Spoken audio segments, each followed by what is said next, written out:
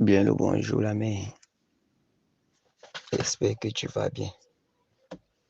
Et désolé la mère, désolé si on te sature les temps là avec les voices, avec les témoignages. C'est parce que le Seigneur vraiment à l'œuvre et que le Seigneur vraiment te bénisse abondamment et que à jamais la mère tu ne manques de mégas. Amen. Alors je viens ici raconter un songe que j'ai eu le 4e jour de guerre lorsqu'on priait pour les prophètes de Baal dans cette nation.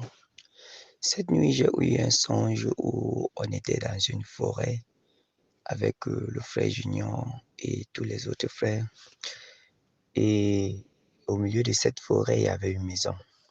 Et nous étions dans cette maison. Et dans cette maison, c'était une grande maison, mais cette grande maison était comme un studio.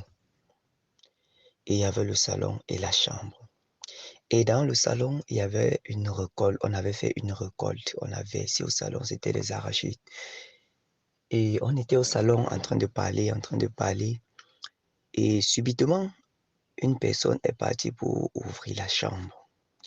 Lorsqu'il a ouvert la chambre, toute la récolte qui était au salon est entrée dans la chambre. Moi-même, je ne connais même pas comment est-ce que ça s'est passé ou encore comment est-ce que ça a fait même pour se retrouver dans la chambre. Et subitement, un grand serpent est sorti de cette chambre. Je vous assure, je n'ai jamais vu ce genre de serpent de ma vie.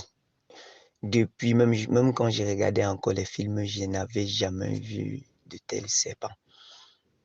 Et lorsque le serpent est sorti, il a fait le tour de la maison. Donc, il a entouré la maison 2 fois. Donc là, on peut imaginer sa longueur 2 fois. Donc il entoure la première fois, il est encore long. Il entoure encore la deuxième fois. Et lorsque le frère Junior a vu cela, il a commencé à chercher les tartines pour qu'on finisse avec lui. Il a dit, si on laisse ce serpent et qu'il arrive à mordre un apôtre, ce que nous tous, nous sommes morts. Il faut qu'on cherche à le tuer. Là maintenant, il a dit qu'on porte les briques de terre. Alors chacun a porté sa brique, chacun portait sa brique, On déposait maintenant sur lui parce qu'il avait fait le tour de la maison. On déposait sur lui. Et après maintenant, on a cherché sa tête. Lorsqu'on a vu sa tête, chacun a pris une pierre. Et lorsque chacun a pris une pierre, on a cherché sa tête, chacun visait sur sa tête jusqu'à ce qu'on a écrasé sa tête. Et lorsqu'on a écrasé sa tête, il y avait une moto à côté. On a sorti le carburant de la moto avec une fronde. On a versé sur lui et on a allumé le feu. C'est comme ça qu'il a brûlé. Et je suis sorti du songe. Alors, le deuxième songe, c'est cette nuit même. Puisque le 5e jour de guerre, on priait pour les montagnes. Et après, le frère a glissé, il a dit que prions pour une ville particulièrement. Et il a dit prions pour Yabassi. Et quand il a dit prions pour Yabassi, j'ai dit gloire à toi, Père, parce que je sais que c'est une ville vraiment dangereuse.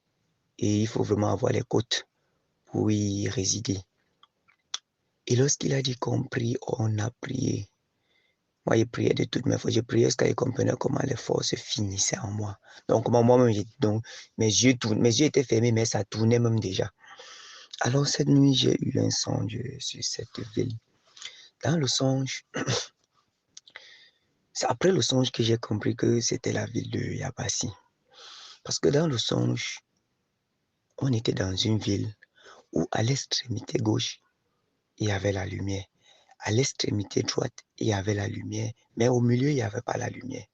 Donc, tu pouvais voir la haute tension qui tend de l'autre ville jusqu'au milieu, ça s'arrête. Ça prend encore de l'autre côté, jusqu'au milieu, encore ça s'arrête. Donc, le centre même, il n'y avait pas de lumière. C'était la brousse. Et il était dit de cette brousse que celui qui va enlever cette brousse-là, de là, va mourir. Et quand le frère Junior a écouté cela, il a pris la machette. Il nous a aussi donné les machettes. On a débroussaillé tout l'endroit là, jusqu'à ce que de l'autre extrémité à l'autre extrémité, on pouvait voir. Alors qu'avant, on ne voyait pas. Et alors, lorsqu'on a fini de débroussailler, on a commencé à chanter, à chanter, à chanter, à chanter. On était fiers, on chantait. Et du coup, les habitants de cette zone sont sortis. C'était une brousse, mais les gens habitaient là.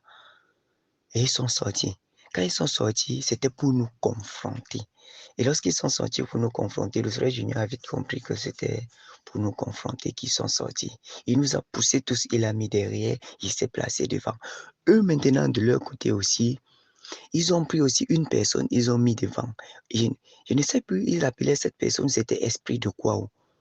Il les a mis devant. Il a dit, confronte-le. Eux aussi, ils étaient derrière. Le frère Junior nous a aussi poussé derrière. Il a dit, confronte-le. Maintenant, le frère Junior n'a même pas parlé. Tout ce qu'il cherchait, c'était de fixer cet esprit dans les yeux.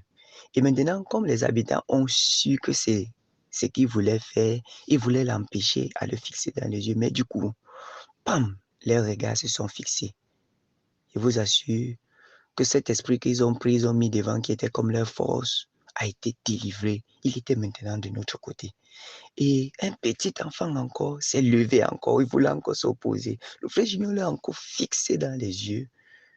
Il a encore été délivré. Il est encore revenu de notre côté. Les habitants se sont fâchés. Ils sont tournés, ils sont rentrés. Et le frère Junior a aussi dit que tournez-vous, on part. Et lorsqu'on partait, il a dit, ces habitants sauront que les enfants de Dieu sont passés dans cette ville. Et je suis sorti du songe. Amen.